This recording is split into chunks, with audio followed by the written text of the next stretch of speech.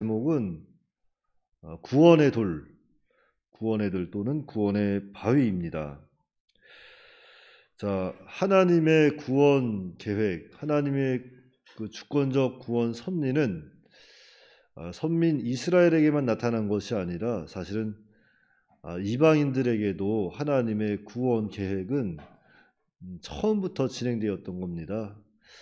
그래서 그것을 바울은 이렇게 논리적으로 앞에서는 호세아의 글을 통해서 또는 이사의 글을 통해서 이렇게 증거하는데, 하나님께서는 내가 내 백성 아닌 자를 내 백성이라 사랑하지 아니한 자를 또한 사랑한 자라 부르리라. 즉 이방인들을 부르신다고 또 논리적으로 또 말씀하시고, 또 이스라엘에 대해서는 이스라엘 자손의 수가 비록 바다의 모래가 될지라도 남은 자만 구원을 받을 거다. 그러니까 이 남은 자의 구원에 대해서 이스라엘 백성이라고 다 구원받을 백성이 아니고 그 가운데 남은 자만 구원을 받을 것이다. 이렇게 또한 논리적으로 증거하고 있습니다. 그럼 그 남은 자에 대한 그 구원 또는 이방인들에 대한 그 구원은 그 바로 밑에 또한 그 구원하시는 자에 대해서 이렇게 또 증거하면서 오늘 그 말씀이 이렇게 또 전개가 되는데, 그 구원자를 어떻게 표현했는지 우리가 잘 보고, 우리가 또한 그 구원자 되시는 구원의 돌 되시는 예수 그리스도를 또 널리 전하는 그런 우리가 다 되어야 합니다. 자, 먼저 9장 30절 말씀해 보니까, 그런즉 우리가 무슨 말을 하리요? 의를 따르지 아니한 이방인들이 의를 얻었으니 곧 믿음에서 난 의요 그랬습니다. 자, 이것은 율법을 몰랐던 이방인들, 자, 그들은 율법을 지켜서 의를 얻으려고 하지 않았습니다. 이방인들은 모세의 율법을 몰랐어요.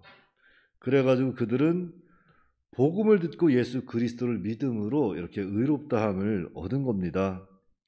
자, 31절입니다. 그러나 의의 법을 따라간 이스라엘은 율법에 이르지 못했다. 자, 여기서 이스라엘은 불신 유대인들 또는 모세의 율법을 지켜서 의를 이루고자 하는 그러한 자들을 가리키는 거예요. 자, 이스라엘이 율법을 지켜서 의를 이루려고 했지만, 자, 그렇게 할 수 없었다는 겁니다. 그러면서 32절에 어찌 그리 되었나? 왜냐하면 그들이 믿음을 의지하지 않고 행위를 의지하였기 때문이다 그랬어요. 믿음, 즉 예수 그리스도에 대한 믿음을 의지하지 않았다는 거예요. 예수님을 의지하지 아니하고 그저 그들은 모세 율법을 지켜서 의를 이루고자 했던 겁니다. 그래서 32절에 보니까 어찌 그러하냐? 이는 그들이 믿음을 의지하지 않고 행위를 의지함이라.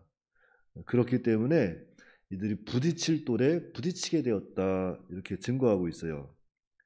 그러니까 유대인들은 그리스도를 믿지 아니한 거예요. 그리스도를 믿지 않고 그저 행위를 통해서 그것을 의지하다가 부딪힐 돌, 그 돌에 부딪혔다는 겁니다.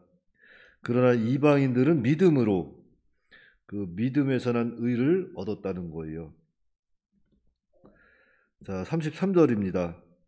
기록된 바 보라 내가 걸림돌과 거치는 바위를 시온에 두노니 그를 믿는 자는 부끄러움을 당하지 아니하리라 함과 같으니라. 네. 자, 여기서 말하는 걸림돌과 거치는 바위, 자, 예수 그리스도죠. 복음입니다. 복음. 바울은 계속해서 예수님을 증거하고 있는 거예요. 복음에 대해서.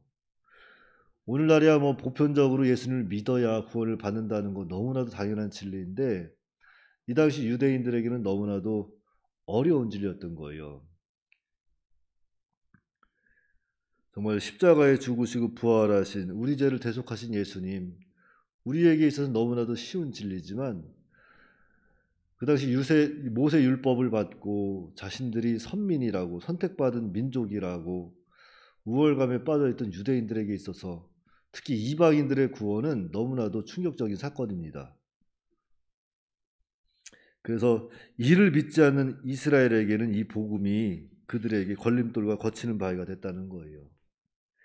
그래서 일찍이 이사야 선지자도 이스라엘에 대해서 예언하기를 이사야 8장 13, 15절 말씀에 이렇게 기록을 합니다. 만군의 여호와 그를 너희가 거룩하다 하고 그를 너희가 두려워하며 무서워할 자로 삼으라. 그가 성소가 되시리라. 그러나 이스라엘의 두 집에는 걸림돌과 걸려 넘어지는 반석이 되실 것이며 예루살렘 주민에게는 함정과 올무가 되시리니 많은 사람들이 그로 말미암아 걸려 넘어질 것이며 부러질 것이며 덫에 걸려 잡힐 것이니라. 그러니까 율법을 지켜 의를 이루려 했던 유대인들, 즉 이스라엘이 예수 그리스도로 말미암아 걸려 넘어지고 부러지고 덫에 걸려 잡힐 것이라는 거예요.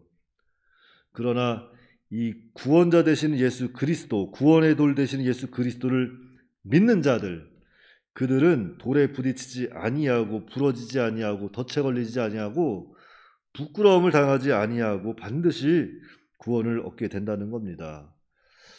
그러므로 오늘 우리가 이 말씀을 통해서 기억해야 할 것은 이 선민 유대인이라고 해서 다 구원받는 것도 아니고 율법을 지켜서 구원받는 것도 아니고 더욱이 행위를 통해서 어떤 선한 행실을 통해서 구원을 받는 것이 아니라는 거예요.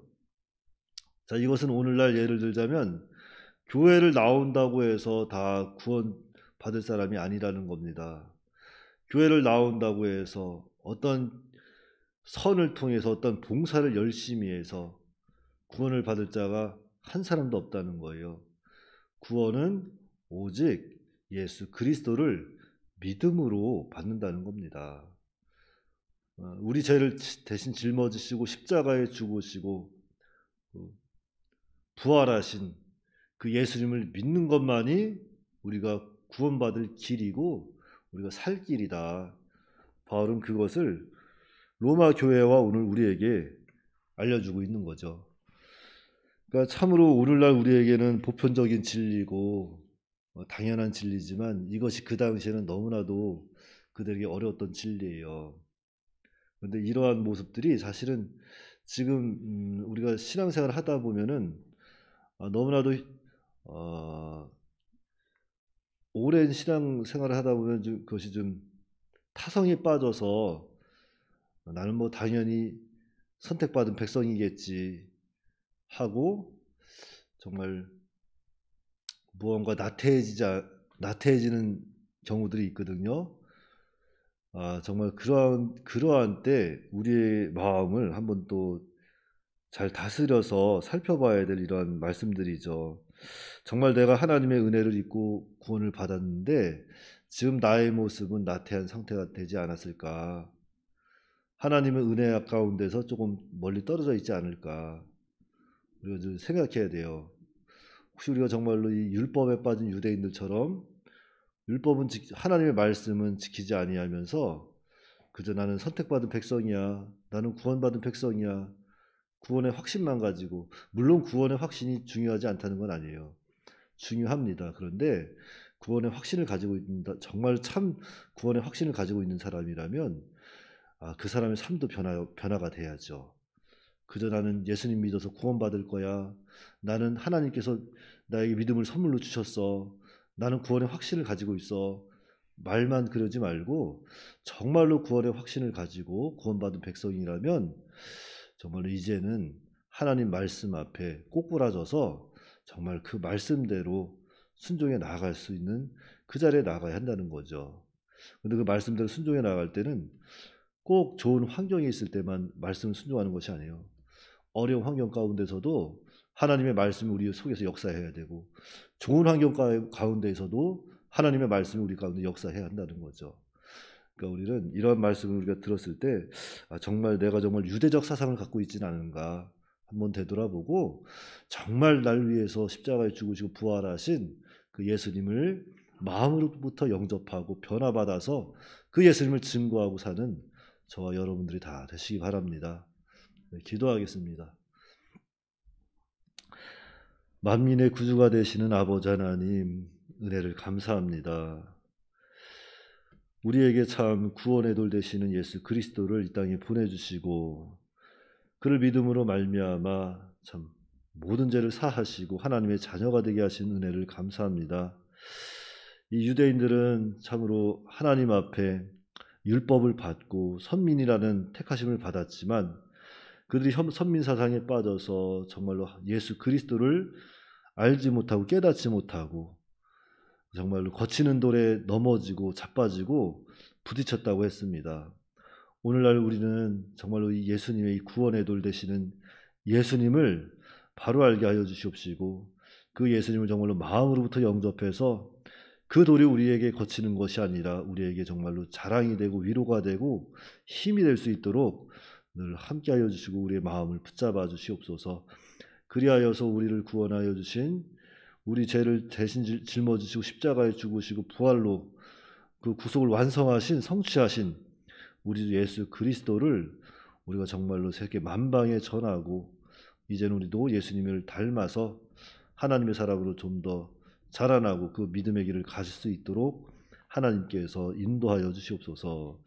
하나님, 오늘은 또한 3일 예배가 있습니다. 하나님께서 이 예배 가운데도 함께하여 주시옵시고 예배를 또한 인도하시는 주의 사자 목사님 하나님께서 영육간에 강건케 하여 주셔서 예수 그리스도의 피가 그 예배 시간 처음부터 마치는 시간까지 철철 흘러넘쳐서 우리의 영혼을 적시고 이 교회를 적셔서 그 그리스도의 피가 만방에 전파될 수 있도록 하나님께서 역사하여 주시옵소서. 우리 주 예수님의 이름으로 기도하옵나이다. 아멘.